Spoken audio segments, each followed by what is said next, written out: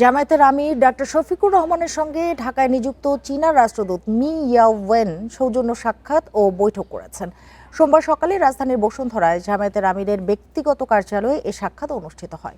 বৈঠকে চীনা রাষ্ট্রদূত ও জামায়াতের আমির দুই দেশের স্বার্থ সংশ্লিষ্ট বিভিন্ন বিষয়ে আলোচনা করেন।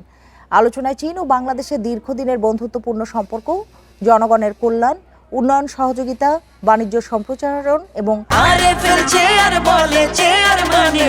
আরএফএল চেয়ার ক্ষমতার নয় সমতার চেয়ার সাংস্কৃতিক বিনিময়ের গুরুত্ব তুলে ধরা হয়। তারা একমত হন যে চীন ও বাংলাদেশের ঐতিহাসিক বন্ধুত্ব দুই দেশের জনগণের কল্যাণ, উন্নয়ন সহযোগিতা, পারস্পরিক বাণিজ্য এবং সংস্কৃতি বিনিময়ের ক্ষেত্রে অত্যন্ত গুরুত্বপূর্ণ ভূমিকা রেখে চলেছে। ভবিষ্যতেও এ সম্পর্ক আরও সুদৃঢ় হবে বলে আশা জানান তারা।